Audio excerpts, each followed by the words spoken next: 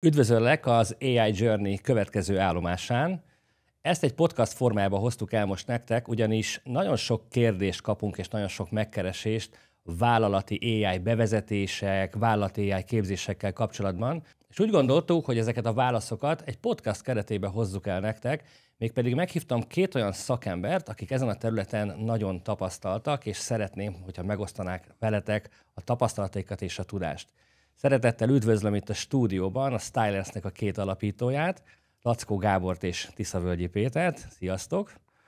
Sziasztok, köszönjük! És ha jól tudom, akkor ti már 20 éve foglalkoztok digitalizációval, és az elmúlt 1-2 évben kimondottan közép- és nagyvállalati cégeknek segítetek AI bevezetésben, AI integrációkat csináltok, úgyhogy nagyon szükség lesz a tapasztalatotokra, ki foglak benneteket kérdezni, de mielőtt nekiindulnánk ennek az adásnak, kérlek egy pár mondatban mutatkozzatok be itt a nézőknek. Szia Gábor, köszönjük a meghívást, üdvözlünk mindenkit, örülök, hogy itt lehetünk. Mi a Stylersnél egy 20 pár éve foglalkozunk vállalkozások digitalizációjával, és az elmúlt jó pár évben erősen fókuszálunk AI alkalmazások bevezetésére, folyamatok AI támogatására, főleg közép- és nagyvállalatok esetében tesszük ezt. Én nagyon sokat már nem tudok hozzátenni, én Lackó Gábor vagyok, Péter nagyjából mindent elmondott, a sztorihoz talán annyi, hogy teljesen máshonnan jöttünk, BM-ek, holiszoba és vegyészmérnökök vagyunk, de mint látjátok, az AI is olyan újdonságokat hoz be, hogy egyébként mi is totál más csinálunk, mint amit elkezdtünk tanulni. A 20 év alatt egyébként ez is folyamatosan változott, az AI-jal pedig most hatványozódott. Én ismerek benneteket most már egy ideje, és amiért meghívtalak benneteket ide, azért, mert rengeteg dolgot láttatok, rengeteg felhasználási területtel találkoztatok, rengeteg problémával is, ami egy ilyen bevezetéssel jár, tehát mondjuk úgy, hogy ebben azért van tapasztalatotok. Az első kérdésem az lenne, hogy mennyire kritikus igazából egy ilyen AI bevezetésnél maga az oktatás, és ha igen, ezt hogyan kellene jól csinálni, és hol kezdjük el? Ott kezdeném az egészet, hogy amikor kimegyünk egy vállalathoz, és látjuk, és elkezdünk beszélgetni a vezetőkkel, az látszik, hogy teljesen más tudásszinten vannak. Mindig az fogalmazódik meg bennem, így kvázi, hogy egy közös nevezőt ki kéne alakítani. Valaki már elkezdte használni, teljesen jól nyomogatja saját magának, stratégiát csinál vele, valaki pedig abszolút kezdő benne. Így az látszik, hogy felső szintről, kvázi egy top-down jellegű megoldással érdemes elindítani edukációt, oktatást, hogy közös nevezőn legyenek. Ez szerintem a nulladik lépés kell, hogy legyen. Csak megerősíteni tudom, nagyon fontos, azt látjuk, és sokszor azt tapasztaljuk, hogy mivel ilyen autodidakta módon fejlesztik magukat az emberek, és tanulnak, sokkal nagyobb százalékban tanulják az emberek önállóan, mint amit a vállalatok fordítanak képzésekre. Ezért egy kicsit mást értenek dolgok alatt, máshogy más eszközöket használnak, nem elég egységes az a stratégia és kultúra, amit az AI bevezetés során megjelenik a vállalatoknál, és ezért nagyon fontos az edukáció. Így van. Egy olyan technológiáról van szó, ami magyarul tök jól tud. Tehát érti a leírt mondatai mögötti szándékot, nem kell hozzá Minden programoznom kell, programoznom tudni, nagyon hatékony ez a dolog, tehát tök könnyű használni. Akkor mégis miben látjátok azt, hogy ennyire fontos mégis ezt oktatni? Kicsit más, hogyha belegondoltok, abba a világban nőttünk fel, hogy programokat használunk, nem tudom, Excel-t, aminek van egy leírása. Ott van, hogyha megnyomom azt a gombot, vagy beírom azt a képletet, akkor ki fogja számolni pontosan azt, amit én szeretnék. Itt ez nincsen. Tehát, hogy ez teljesen megszűnt, hogy egyáltalán bármilyen fajta leírást, kézikönyvet kapunk egy szoftverhez. Itt egyébként egy szemléletmódot, egy intuitív világot kell újra tanulni, megtanulni, ami teljesen ellentétes az eddigi megszokott világunkhoz képest. Illetve sokszor nem tudják az emberek, mit szabad, mit nem szabad, mit lehet, mit töltetek fel, mit nem töltetek fel, miért? Miért ne? Hát nem csak nekem válaszol rá, egyáltalán milyen beállításai vannak. Egy ChatGPT-nél is rengetegszer konferenciákon, előadásokon felteszem a kérdést, hogy mennyien használnak ChatGPT-t, szinte mindenki jelentkezik, és akkor ebből mennyien kapcsolták ki azt, hogy az ő csevegése vagy feltöltött adatai ne vegyenek részt a tanításba, és ez körülbelül a 10%-a az addig jelentkezetteknek. Tehát, hogy az ilyen jellegű dolgokat egyszerűen meg kell tanítani a kollégáknak. Tehát, hogyha jól értem, akkor azt mondjátok, hogy nagyon fontos az oktatás, vezetői szinten kell ezt elkezdeni, és ezeknek az oktatásoknak az egyik fő célja, hogy igazából egy új világ nyílik meg számukra. Na most jön a következő kérdés ebből, hogy oké, de mi szokott ilyenkor történni egy ilyen oktatás után? Ezer ötlet, ugye? Mindenhol az fogják van, a fejüket, úristen, nem gondoltam, 1 millió ötletem van, tehát a legelső lépés az szokott lenni, hogy minden terület akkor úgy gyorsan összeül, és akkor ír egy ilyen 864 soros Excel listát, hogy náluk mit lehetne automatizálni, mire lehetne AI-t használni, hogyan kellene használni, és akkor a legelső lépés az szokott lenni, hogy ezt elemezzük ki, ennek a kockázatait, mik azok az alacsonyan függő gyümölcsök, amit könnyű levenni, könnyű megvalósítani, de mégis elég nagy értéket teremt, melyek ezek a projektek, ezek alapján segítünk választani, és így elkezdeni a stratégiát kialakítani. Igen, tehát itt kicsit arra kapcsolódnék rá, amit Péter is mondta, hogy a stratégia az sokszor az ötletek halmaza, ott van egy landscape, úristen, mit csináljunk? Hogy kezdjünk bele, és akkor kattognak rajta, hogy nem tudják, hogy mit is kéne csinálni, mivel kezdjenek, tehát hogy itt kell egy kis löketet adni, hogy legalább, én nem mondanám azt, hogy 3-4-5 éves stratégiát, ha 10 éve beszélünk, akkor mindenki arról beszélt, hogy úristen, 3-5 éves stratégiát létre kell hozni. Most 3-5 éves stratégiát, fél évre nehéz egyébként egy vállalatnak mostanság bármilyen fajta stratégiát tervezni. Én azt mondom, hogy egy 1-2 éves roadmap-et érdemes felállítani, stratégiát, hogy egyáltalán milyen területeken dolgozzunk, és utána szépen lemenni minden egyes vállalati területre, logisztikára, pénzügyre, HR-re, mindenkinek nyilván ami van, és ezeken végigmenni szépen, megnézni azokat a területeket, hogy hol hoz igazán értéket nekem. És ezt összepárosítjuk azzal, hogy mi az a komplexitás tulajdonképpen, amivel jár mondjuk ez az AI bevezetés. Mert ha van egy hiperkomplex és mindenfajta vállalati integrációval ellátott AI projekt, amit bevezessünk, aminek az előjátéka 1 év, akkor lehet, hogy nem azzal kéne kezdeni. Valami, ahogy Péter is mondta, egy kis alacsonyan függő gyümölcs, amit könnyű kivitelezni, kis komplexitású, viszont az értéke nagy, valami ilyesmit érdemes találni, na és erre jó az, hogyha például a use case-eket szakértő csapattal tudják együtt kitalálni, hogy ne csak ők gondolják, hogy akkor a csillagrombolót megépítik. Általában az oktatások során eléggé figyelünk erre a vállalati oktatásokkal. Van külön kifejezetten erre irányuló képzésünk is, ahol az ilyen use case-eket, felhasználási lehetőségeket próbáljuk kitalálni és irányítani a gondolatokat arra az emberek fejében, a vállalat külön csoportjai fejében, hogy minél jobb ötleteket találjanak ki, és mik ezek a lehetőségek, és mit hogyan lehet.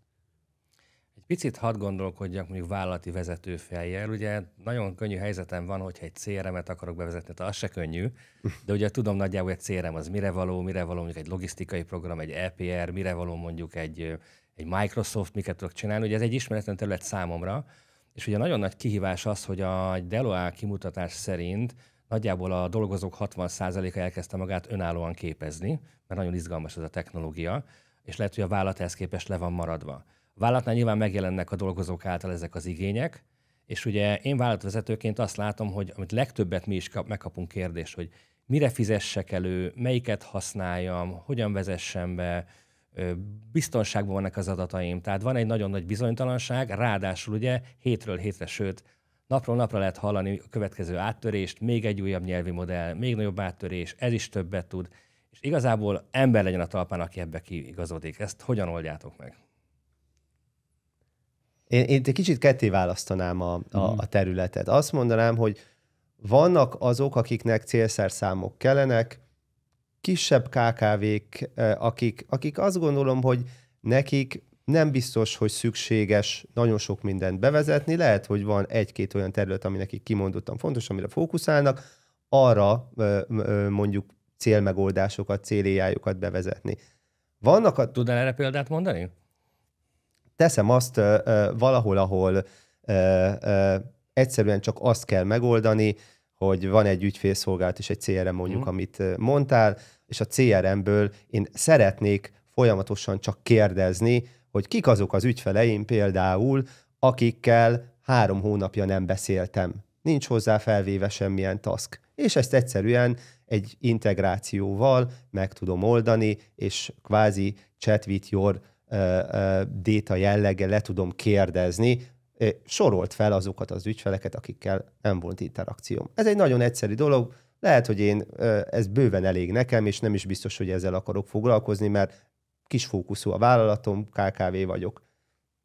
Cserébe ott vannak a nagyok, akik azt tervezik, én azt látom legalábbis, és az a mondás, hogy nagyon-nagyon sok AI alkalmazás és automatizációt fognak bevezetni.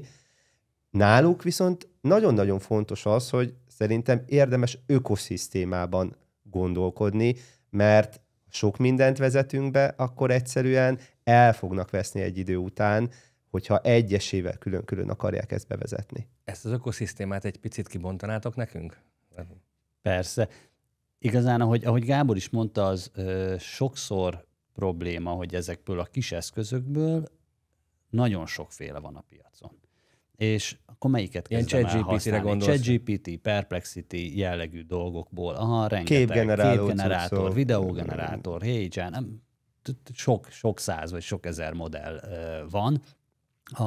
És egy jellemző probléma szokott lenni cégeknél, hogy oké, akkor veszünk 5 licenszet ebből, 8 licenszet abból, 15-öt a harmadikból, és a végén a különböző osztályok, vesz a marketing is 5-öt, a logisztika is egymástól függetlenül már. Előfizetések ezek. Előfizetéseket különböző helyekre.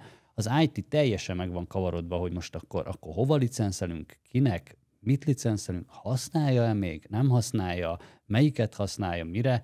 Tehát, hogy ezekből elkezdenek nagyobb, ahogy nő a vállalat, egyre nagyobb a vállalat, egyre nagyobb problémák keletkezni, illetve akkor abból is, hogy gondoljunk bele, ugye, mint mondjuk egy Word vagy egy Microsoft ökoszisztéma esetén, hogy abban van az Excelem, a Wordöm, az meg van osztva SharePointba, vagy Teams-en, mindenki tudja, hogy hol van.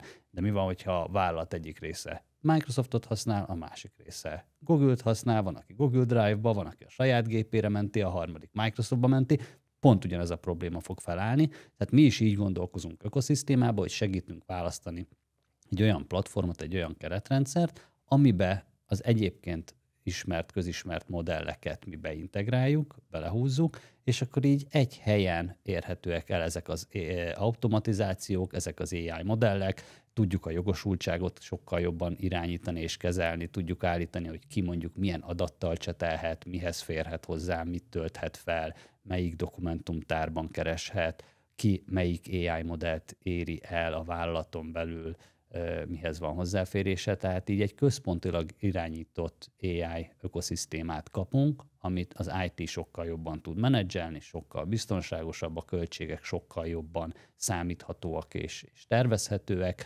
és egy egységesebb stratégia mentén tudjuk kidolgozni a vállalat AI alkalmazásait. Itt még egyébként annyit tennék hozzá, hogy ha belegondoltuk abba, hogy ott van az EMAG, mint egy marketplace, és akkor mindenki föltolja az EMAG-ra, hogy mit szeretne eladni. Na, ugyanígy képzeljétek el például a Microsoftnak, az Amazonnak, a nagy felhőszolgáltatóknak, ugyanígy van kvázi egy ilyen marketplace AI szolgáltatásokra. Tulajdonképpen fölmegyünk, böngészünk a Microsoft AI Foundry-ba például, és azt mondjuk, hogy nekem olyan modell kell, ami számol, nekem olyan modell kell, ami képet generál, nekem olyan modell kell, ami remekül ír marketing szöveget. És itt is több száz, több ezer olyan szolgáltatás van, például ezekbe a felhő megoldásokba, amit nagyon egyszerűen fogom, kipikkelem, ez kell, irány, és már a rendszerembe, az ökoszisztémámba be is tudom húzni. De nyilván ennek az a feltétele, hogy akkor ezt az ökoszisztémát előtte valahogy létre kell hozni. Egy picit meséljetek nekem arról, hogy hogyan képzeljem el ezt. Egy-két példát meséljetek, hogy... Jó, pár példával élve egyébként, hogy miket kérnek tőlünk a vállalatok, és amikor egy ilyen ökoszisztémát mondjuk kialakítunk, akkor mik azok a területek, ahol tényleg valósan felmerülnek az igények. Nagyon általánosságban a legcélszerűbb és leggyorsabban bevezethetők, az egyik a Chat with your document jellegű megoldások, a másik a Chat with your data megoldások. Ezek mit jelentek pontosan? És a harmadik a wiki. És akkor Ez azt jelenti, hogy tulajdonképpen úgy, ahogy te bepötyögöd a bármelyik ChatGPT jellegű felületre azt, hogy mit akarsz, ugyanúgy tudsz kérdezni például az adatbázisodtól, az Excel táblától. Gondolj bele, van egy 10 000 soros Excel táblád, és te abból szeretnél valamit kinyerni. Nem kell végigböngészni, hogy akkor mit szeretnél, egyszerűen bepromptolod, becseteled azt, hogy mit szeretnél megtudni. Ugyanez vonatkozik arra, tegyük fel, van egy rakat dokumentumod egy helyen, szeretnél a dokumentumokból kérdezni. És akkor mondok erre olyan valós példákat, ami szerintem izgalmas. Egyszerre azt jelenti, hogy több dokumentumból is tudok csetelni? Tehát, hogy ez egy ilyen, ettől ökoszisztéma, gondolom. Hozok neked egy példát. Van egy vállalat, aki azzal foglalkozik, hogy oktat. Rengeteg oktatási anyaga van. Ezek egyrészt lehetnek videós formában, vannak szöveges formában, dokumentumokban.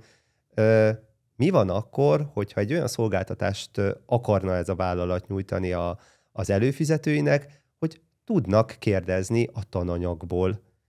Tehát nem kell végigmenni a 600 oldalas PDF-en, nem kell feltétlenül mindig megnézni az adott videót, hanem ha egyszerűen csak elfelejtették, és gyorsan kell valami információ, bepötyögik, és megkérdezik abból a dokumentumhalmazból. Tehát ezek már nagyon-nagyon jól tudnak működni. Teljesen különböző területek. Pénzügyi területen például vannak olyan AI szolgáltatások, amit szintén például felhőből nagyon egyszerűen lehet integrálni. Azt mondjuk, hogy itt vannak a számlák, van olyan partnerünk, pont nemrég voltunk egy szolgáltató központba, azt mondták, hogy 300 oldalas számlájuk is van. Hogy fogják, hogy dolgozzák ezt fel? Odaadjuk egy kvázi ilyen OCR-es képfelismerő, de ez nem OCR, ez már sokkal komplexebb, meg AI-osítottabb megoldás, megnézi és teljesen értelmezi és beolvassa magát a számlát, és feltölti a megfelelő vállalatirányítási rendszerbe. És ezt nem egy számlával csinálja meg, hanem nagyon sokkal, és kvázi egy automata folyamatba egy AI eszközt tettünk bele. És hogy mitől ökoszisztéma, hogy ugye körülbelül úgy képzeld el, hogy mint a ChatGPT felületén, hogyha ezt véletlenül azért sokan ismerik, ugye tudsz választani modelleket, melyik modellel csevegsz, tudsz előre beállítani ilyen saját GPT-ket, amiben előre megírod, hogy az milyen formában hogyan válaszoljon, és akkor azt választani. Ugye ott is vannak ilyen kész, a DALL-I a képgenerálásra, vagy egyéb ilyen kész funkciók. Ezt is hasonlóan képzeld el, hogy ebben az ökoszisztémában neked ott van az összes ilyen alkalmazás. Egyszerre a chat alapján ő el tudja dönteni, hogy melyik AI megoldást kell hívnia, már csak az alapján, hogy te mit kérdezel vagy csetelsz, vagy és tudsz választani, hogy oké, de te egyébként kifejezetten a dokumentumtárral akarsz most csetelni, vagy kifejezetten oktatóanyagot akarsz kérni. Akár személyre szabott oktatóanyagot, olyat is csináltunk, hogy különböző, ez egy ipari felhasználásnál, de ugye a gépek kezeléséhez elég komoly leírások vannak, hogy azokat hogyan és miként kell kezelni, de mondjuk teljesen más egy gyártósori munkásnak, vagy mondjuk egy karbantartónak, hogy mit kell arról a gépről tudnia. De hát ugyanaz a 300 oldalas PDF van arról a gépről. Már azt is tudjuk AI-jal generálni, hogy neked személyre szabottan rakja össze abból a PDF-ből a tananyagot, kérdéseket, ilyen kvízeket, hogy segítsen felkészülni, és utána akár egy külön vizsgát állítson össze, és más legyen ez a vizsga a felhasználónak, a gépkezelőnek, és mondjuk a karbantartónak. Tehát, hogy ilyen jellegű példa. Vagy például ugye ügyfélszolgálat. Ügyfélszolgálat, nagyon jó, igen. Ez egy nagyon jó példa, amit pont a projekt nálad van. Igen, ott pedig ugye az volt az igény, hogy nagyon sok helyről kell adatokat összehúzni, amikor ez egy pénzügyi intézet, most így név nélkül menjünk, nagyon sok ügyfélpanasz érkezik be, ezek sokszor kézzel írtak, van, hogy gépeltek, van, hogy ügyvédtől jönnek, van, hogy a 78 éves Pista bácsitól jönnek, teljesen más a nyelvezete, és amikor beérkeznek, rengeteg helyről össze kell húzni adatokat, információkat, mennyi a tartozás, mikor jár le, mi a címe, mi volt az előzménye a beszélgetésnek, és a többi.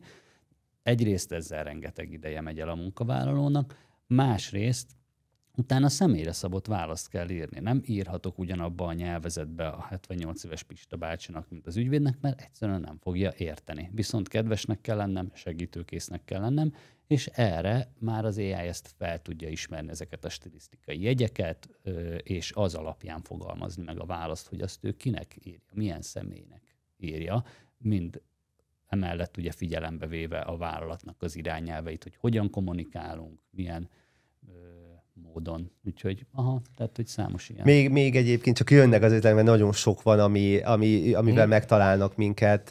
Egy másik ilyen terület a beszerzés. Beszerzésnél például gondoltok bele, kell 100 számítógép. 2 hét múlva, és maximum 500 000 forint per számítógép, és mit tudom, egy kis specifikáció van. Ugye mi történik ekkor? Vannak beszállító partnereim, manuálisan ki kéne küldenem az összeset, meg kéne írnom, hogy pontosan én mit szeretnék, hogy szeretném, utána meg kell várnom, mire visszaérkeznek, utána ki kell értékelnem. Ugye egy beszerzési munkatársnak ez tök sok idő. Mi van akkor, hogyha azt mondjuk, hogy mivel van nagyon sok korábbi beszerzési dokumentumom, amit kiküldtem már azoknak a cégekkel, akikkel le vagyok szerződve. Mi van akkor, ha ezen feltanítunk egy saját GPT-t, a saját GPT megírja helyettünk a beszerző dokumentumot, egy automatizmus kiküldi a beszállító partnereinknek, amikor visszaérkeznek ezek a dokumentumok és árajánlatok, akkor egy másik GPT, amit feltanítottunk, ő kivonatolja és összeszedi, és egy sorrendben rendezi azt, hogy kitől milyen ajánlat jött. Egy csomó manuális időt tudunk spórolni ezzel. Tehát hogy ez is egy olyan use case, ami vállalati beszerzési folyamatokban abszolút tud segíteni.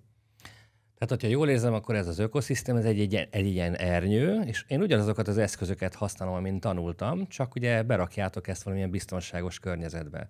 Ugye mitől félnek a vállalati vezetők, az ugye általában az, hogy vagy lemaradnak, és hogy valamit kell tenniük, de a másik ugye igazából az, hogy mi lesz a vállalati titkokkal, adatokkal.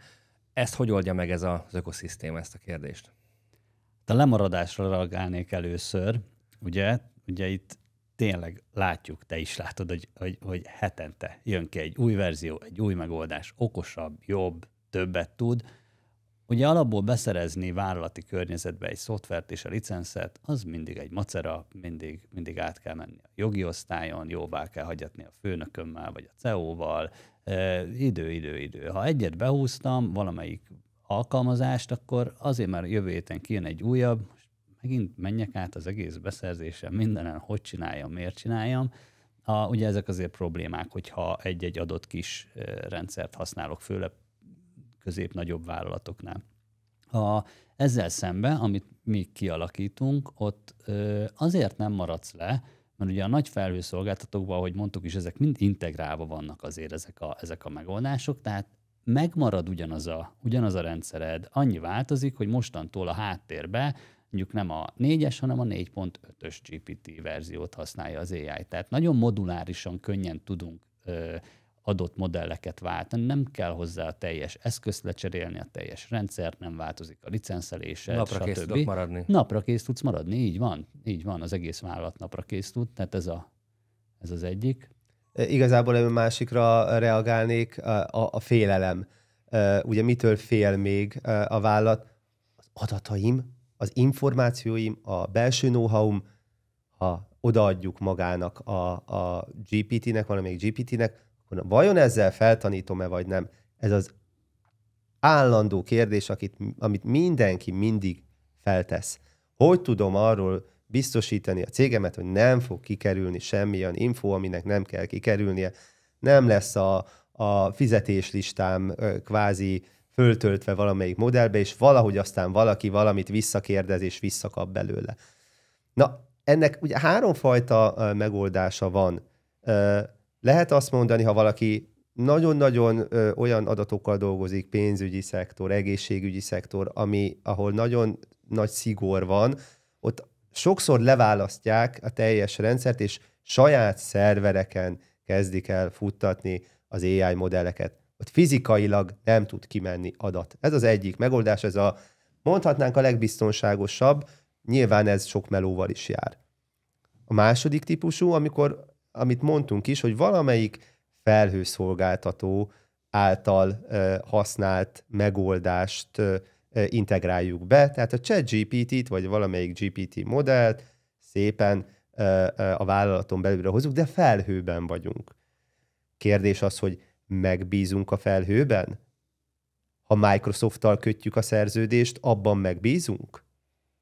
Vagy ha egy startup céggel kötjük a szerződést, és az ő termékét vásároljuk, benne megbízunk-e ugyanúgy, mint a Microsoftban? Őrült nagy kérdések tudnak lenni, és itt jön az, hogy el kell tudnia dönteni egy vállalatnak, és általában a kis-középvállalatok azt mondják, hogy nekem elég a startup, mert nem kezelek olyan adatokat, igen, ChatGPT, és itt jönnek a közép-nagyvállalatok, aki azt mondja, hogy nekem ez nem elég, nekem olyan szereplővel kell szerződnöm, aki bevédi a hátsómat. Ez igazából a nagy dilemma és a nagy kérdés, hogy ki melyiket válassza. És akkor nyilván van a harmadik megoldás, amikor használok kvázi bármit, ami a piacon van, csak gyorsan adjon nekem megoldást. Ezek általában a kis középvállalkozásoknak teljesen elegek szoktak lenni. És akkor visszakanyarodva akkor egy ilyen ökoszisztémán keresztül gyakorlatilag, amikor nem saját szervereken van a dolog, akkor is megoldható ez a fajta biztonság. Tehát, hogy nyugodtan nézegetheti mi az főleg adataimat. a második, harmadik szintre fókuszálunk. Tehát a legkisebb szintre, ami ismét ilyen kisvállalatoknak elégséges, szerintem ilyen 10-20 fő alatti vállalatoknak általában elégséges. Nehéz ezt főhöz kötni, nehéz pénzhez is, tehát azért változó ki mivel, vagy hogyan dolgozik, kinek szállít be, mi az elvárása ugye oda, ahova beszállít, de hogy általában a kisebbeknek ez elég. Mi a második, harmadik szintre fókuszálunk, ezt viszont mindkettőt tudjuk, tehát mi ezt tudjuk egy felhőben is, egy privát felhőben is elhelyezni ezt az ökoszisztémát, és onnan futtatni mindent, tehát csak mondjuk a Microsoftba, vagy csak a Google-be lesz az adatod, illetve tudjuk a harmadik szintet is, ami már tényleg az ilyen banki safe rendszer, ugye? Tehát, hogy itt a saját ajtódban nem állítasz biztonsági őröket, meg nincs, nem tudom, időzára az ajtó, meg stb., hogy be tudjál jönni, de egy bankban egy széfen nyilván van, mert ott nagyon nagy a tét. Tehát, hogy itt is ugyanez, hogy nyilván sokkal drágább, sokkal több idő kivitelezni, sokkal nehezebb kivitelezni, de megoldható, és az viszont olyan biztonságos lesz, mint a banki safe. Itt tényleg még egyszer azt hangsúlyoznám, hogy nem mindegy, hogy kivel kötöd a szerződést, mert ha például, most nem akarom a Microsoftot, lehet ez akár az Amazon is, de ha Microsofttal kötöd, ő azt mondja ugye, hogy itt Európán belül kezeli az adatokat. Tehát például akinek fontos, hogy ne legyen semmiképpen amerikai, ázsiai jellegű kitettsége, és azt mondja, hogy neki Európában kell, akkor itt Európában lesz kezelve. Ha elhisszük a Microsoftnak az ő szerződés feltételeit, hogy ő az OpenAI-nak nem továbbítja az adataimat, meg amivel megetetjük az AI-t, akkor ez egy jó megoldás tud lenni. Én azt gondolom, hogy nem nagyon tudunk más tenni, csak elhinni az ilyen nagyoknak, hogy csak nem adják tovább. Szürke zóna azért. Főleg, ha egyébként is ott van az adatunk, teszem hozzá. Tehát, hogy azért majdnem minden cég használja, vagy a Microsoft, vagy a Google, vagy az Amazon szolgáltatásait. Ha amúgy is ott tárolom a dokumentumaimat, az Excel-emet, a levelezésemet, akkor azért abban már úgyis megbízom, nem? Nekem egy nagyon érdekes kérdésem most felmerült. Én azt gondolom, hogy megértettem ezt az ökoszisztémát. Én azért használok Apple készülékeket, mert ugyanazon a rendszeren van ökoszisztémán a telefonom, a fülesem. Ha telefont veszem fel, akkor érzékel, és arra vált át automatikusan, hogyha a laptopon veszem fel, akkor arra vált át, amikor jegyzetet írok a telefonba, abban a másodpercben megjelenik a számítógépemen is, tehát hogy ez az ökoszisztéma. Vagy ugye vehetnék a Microsoftnak a példáját is, de hogyha nekem van egy ilyen ökoszisztémám, mint akár a Microsoftnak, és nekem holnap után szükségem van még mondjuk egy PowerPoint-ra, ami addig nem volt ott a gépemen, mert nem volt az előfizetés része, akkor az nagyon gyorsan ott tud lenni. Most felmerül a kérdés bennem, hogy akkor ezek a fejlesztések, hogyha már egy ilyen ökoszisztémát elkezdek kiépíteni, és ugye te mondtad, hogy milyen gyorsan változik a világ, mi a tapasztalatotok, hiszen 20 éve foglalkoztok fejlesztésekkel, IT fejlesztésekkel, hogyan változott igazából a fejlesztési időszak a költség tekintetében, gyorsaságban, mennyi idő alatt lehet ezeket létrehozni? Iszonyatosan felgyorsult ez is. Vannak olyan platformok, főleg ilyen low-code, no-code platformok, amivel már nagyon gyorsan lehet építeni ilyen rendszereket, és itt is megvan. Azt a példát szoktam hozni, hogy ugye van egy kis okos konyhád, okos kávéfőzővel, okos helyre jegyzeteled azt, hogy mi a bevásárlólista, meg van még pár ilyen konyhaeszközött, ha kifogy a kávé, kerüljön fel a listára, felkerült a listára, rendelje meg ugye az online boltból. Ezeket mondjuk össze tudod ugye egy kisebb, könnyebb rendszerrel rakni, automatizálni. Teljesen elég rá. Ugye ez egy kisebb cégnek egy tökéletes megoldás.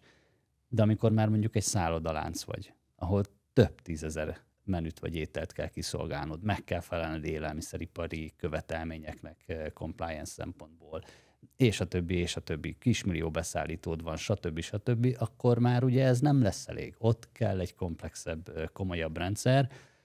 Általában az a jellemző, hogy a legelső lépése azért ennek az ökoszisztémának, tehát hogy kialakítsuk maga a kort, meg hogy miként, az szokott egy ilyen pár hetes, egy hónapos, 2 hónapos folyamat lenni, ugye komplexitástól függően, és erre sokszor hetek alatt tudunk hozzáadni új modellt, vagy egy új folyamatot. És előbb egyébként Péter még háromkodott itt a low-code, no-code-dal. Itt annyi, hogy ezt jól lehessen szemléltetni, ez azt jelenti, hogy el tudjátok képzelni, hogy volt a hagyományos szoftverfejlesztés. A hagyományos szoftverfejlesztés, ez mindenki égnek áll a haja, úristen, fél év, 1 éves ablakok vannak, mire bármi is történik a fejlesztésbe. A low-code, no-code rendszerek azt jelentik, hogy úgy képzeljétek el, mint egy univerzális Lego készletet. Megvannak előre a kis elemek, és ezt te tudod építeni, és nem feltétlenül kell neked programozónak lenned ahhoz, hogy ezeket az elemeket szépen egymásra építsd. Tehát manapság arra megyünk, és ez szerintem egy nagyon fontos meglátás, hogy azok az emberek, akik jól ismerik az üzleti folyamataikat, egyre könnyebben fognak saját maguk automatizálni, digitalizálni és AI-t bevezetni, mert nem fog kelleni egy idő után IT szakember, mély IT tudás ahhoz, hogy ezeket meg tudják csinálni.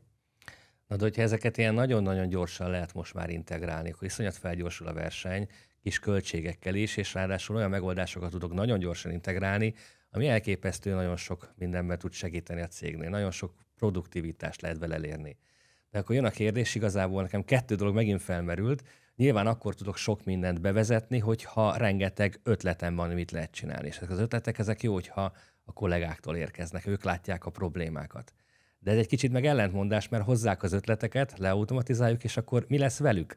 Tehát, hogy hogyan kell esetleg egy vállalatnál ezt jól csinálni, akár kulturális szinten is, hogy a kollégáknak, vagy a munkavállalóknak mondjuk az ellenállását, vagy hogyan tudjuk ezt kezelni? Van-e? Illetve, hogy hogyan tudjuk bevonni ebbe a folyamatba őket?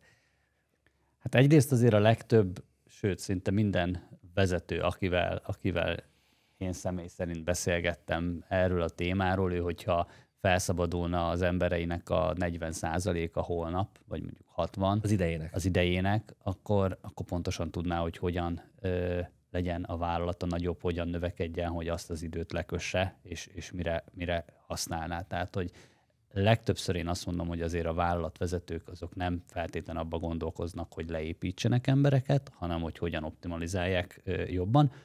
Abba már igen, hogy ne vegyenek fel újat, hanem inkább az új ember igényt automatizálják le, és AI váltsa ki. Tehát ebbe viszont azért igen erősen. Illetve, amit az előbb mondtam, példát, itt a pénzügyes példát, hogy kell megfogalmazni a levelet, és az AI megírja, stb. Egyébként ez egy nagyon jó példa erre, mert ott viszont az alacsonyabb szinten lévő dolgozók, tehát nem a felső vezetés, ő viszont tényleg fél, és azt látja, hogy el fogom veszíteni jövő héten a munkámat. Mi lesz a bónuszommal?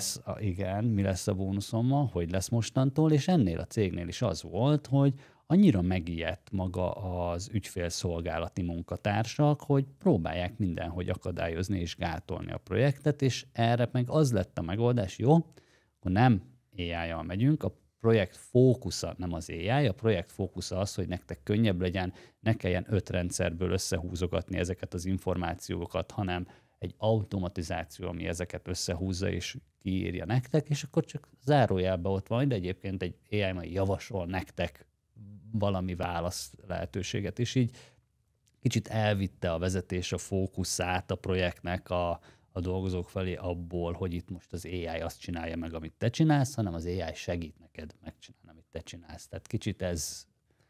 Illetve annyit tennék még hozzá, hogy itt szerintem nagyon fontos a kommunikáció a felső vezetőnek, a felső vezetésnek ki kell állnia, és el kell mondania, hogy egy ilyenfajta kultúraváltással, mert ez valljuk be egyébként egy kultúraváltás, egy szemléletmódváltás, mi a célja? Mert ha ő ezt transzparensen elmondja, akkor a félelem el fog tűnni, vagy enyhülni fog.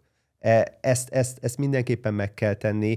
Technológiáról beszélünk, de a szervezeti hatásai, a kulturális hatásai igen-igen jelentősek, amivel ugyanúgy foglalkoznia kell minden egyes vezetőnek. Igen, és a technológiának igazából az elterjedését mindig az emberi adaptáció tudja lassítani a legjobban, és most annyira gyorsan történik minden, hogy nem engedhetjük meg igazából. Jól kell tudni kezelni, hogy ezt jól értem. De akkor beszéljünk itt a végén még arról, hogyha ugye nyilván nehézségek vannak, mert egy új dolgot vezetünk be, szokatlan, sokkal gyorsabb, sokkal költséghatékonyabb, tehát teljes egészében feje tetejére fordította a vállalati fejlesztést, ha jól értem. Azért beszéljünk egy kicsit az előnyökről is, hogy akik bevezették, egyrészt mit nyerhetnek ezzel, hozzatok itt a végén nekem pár érdekes példát, illetve hogy lehet ezt jól mérni? Hát ha példát is kérdezel, akkor van egy olyan partnerünk, akinek például a sales folyamatát segítettük azzal, ott 20-an dolgoznak egy területen, egy sales-es területen, nagyon sok pályázatot, tendert és B2B ajánlatot készítenek. Pörögnek egyfolytában ugye az a necces náluk, hogy úristen, határidő, és ki vannak centízve. Abban segítjük őket, hogy például az AI feldolgozza a tenderanyagokat, összefoglalja, a legfontosabb információkat kiszedi belőle, és egyébként, hogyha ez megtörtént, akkor mivel egy feltanított modell a korábbi ajánlatok alapján, ezért már kvázi előgenerálja, előkészíti az ajánlatot. Ennek ugye az tud lenni az eredménye, hogy a 20 emberből nem 20 ember fog foglalkozni ajánlatkészítéssel, hanem 13, és az ottani fennmaradt 7, az pedig tud mondjuk key accountinggal foglalkozni a partnereknek a kezelésével, amivel az ügyfélélmény lesz megint csak egyel magasabb fokú. Úgyhogy igazából ilyen és hasonló példák azok, amik szerintem mérhetővé is teszik, hogy hány ember dolgozott, és hány ember dolgozik most rajta. Ez egy nagyon fontos mérőszám, amit például szoktak alkalmazni. A másik az, hogy mennyivel gyorsítja az emberem munkáját. Amit most 4 nap alatt csinált meg, azt megcsinálja 2 nap alatt. Többet tudok megcsinálni ezáltal? Tehát ezekkel a mérőszámokkal érdemes egyébként gondolkozni, és ilyen KPI-jukat bevezetni, mikor egy-egy AI alkalmazást használunk. Na de jó, hogyha jól értettem, akkor ez az ökoszisztéma azt jelenti, hogy akkor nem csak ezen a ponton, hanem találok egy másik helyet is, egy másik pontot is, ahol itt is, ott is ezeket gyakorlatilag szép lassan rájövök. De akkor mi van akkor, amikor az egyik cégnél ezt még a mai napig 20-an csinálják, nálam meg már csak 13-an. Tehát, hogy akkor ez egy nagyon nagy különbség lesz egy idő után, nem? Hát ezért nem szabad most lemaradni szerintem. Tehát igen, abszolút. Sokkal hatékonyabb lesz az a vállalat. Téged idézlek, te mondod állandóan, hogy ugye nem is tudom, 2030-ra, amelyik, vagy akár 26-ra, jól emlékszem, amelyik cég nem vezeti be az AI, ez a cég kétféle lesz, az nem lesz, illetve lesz az, aki bevezeti. Tehát, hogy valahogy így hangzik, és hogy igen, tehát, hogy egyszerűen muszáj, és ezek a mérőszámok tök jól számosíthatóak rengeteg esetben. Tényleg darabszámra, ügyfélelégedettségi pontszámra legtöbb esetben jól lehet. Nem minden esetben, de a legtöbb esetben jól lehet. Igazából sokan kérdezik, hogy most kell-e beszállni, most kell-e elkezdeni. Én azt mondom, hogy már most is késő. Igen. Azért, mert az a versenyelőny, ami meg lesz annál, aki 1-2 évvel előtte elkezdi, mint a másik, óriási piaci lépést tud tenni azért, hogy megerősítse a saját pozícióját. Nincs idő arra, hogy ne foglalkozzunk vele. Sokan tényleg azt látom, akik ráadásul olyan korosztályból vannak, hogy egy kicsit tudom én azt, hogy kell csinálni, mert ezt csinálom 25 éve, náluk még nehezebb áttörni ezt a gátat. Igen. El kell kezdeni, és most kell elkezdeni, legalább egy prototípust mindenkinek el kell indítania, és nézze meg, hogy fog szuperálni, és garantálom, hogy egyébként nagyon sokat fog tudni segíteni. Lásd, most a ChatGPT ugye kihozta azt, hogy az összes előzményedből ő formálja a te profilodat, és már az alapján meg úgy válaszol, mert tudja az összes beszélgetést, amit eddig valaha beszélgettél. Annak formája, aki használja. De hát én már 3 éve beszélgetek vele, ha te most kezded, akkor nekem alapból 3 évnyi előnyöm van, annyi conversation, annyi beszélgetésem van vele szembe, ugye. Srácok, köszönöm szépen, hogy eljöttetek, és nagyon-nagyon sok izgalmas sztorit hallottam, illetve mi azért napi szinten ugye mi dolgozunk együtt, és hát elég sok izgalmas ötletet és dolgot láttok a piacon.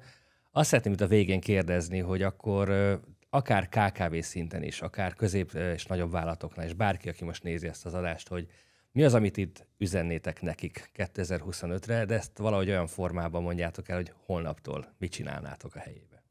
Hát az biztos, hogy olvasnék, tanulnék és próbálnék. Tehát, hogy kipróbálni azokat a lehetőségeket, hogy saját produktivitásomba hogy tud segíteni, akár a vállalati működésembe, hogy tud segíteni. Ha elején elbukunk, és nem úgy sikerül a projekt, semmi gond, tovább kell menni. Csinálni kell, és muszáj beleállni. Kezdjétek el, én ezt tudom mondani. Én ugye nagyon sokszor mondom azt, hogy nem tudod, amit nem tudsz. Ugye? Tehát, hogy én is azt, hogy oktatás, hívd be szakembert, aki segít neked eligazodni, legalább elindulni, hogy merre induljál, mert amúgy egy nagy nyúlüreg ez az egész AI. Annyi minden van, hogy elkezded beleásni magad, csak kapkodod a fejedet 1000 felé, hogy hú, még ott, még az, vonj be valakit, aki segít ebbe oktatni, és szakértő, és segít téged elindítani azon az úton, hogy merre vidd ezt a stratégiát, viszont hogyha ezt még nem tetted, és nincs ilyen oktatás, akkor ne várj holnapig, azt ma. Aha.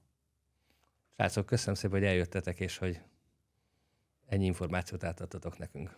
Mi is nagyon köszönjük, szuper volt, jó beszélgetés volt. Köszönjük, hogy itt voltatok velünk. Remélem, hogy rengeteg izgalmas információt osztottunk meg az AI Journey-nek ezen a podcastján. Maradjatok velünk, találkozunk hamarosan a következő állomáson, és hogyha megérinted valamilyen információ, vagy megszólítva érzed magadat, a videó környékén el fogunk helyezni majd egy ilyen kitöltendő űrlapot, tölts ki nyugodtan, felvesszük veled a kapcsolatot, és hogyha kérdéseid vannak, akár oktatás, akár AI kivitelezés kapcsán, felvesszük veled a kapcsolatot. Találkozzunk az AI Journey következő állomásán.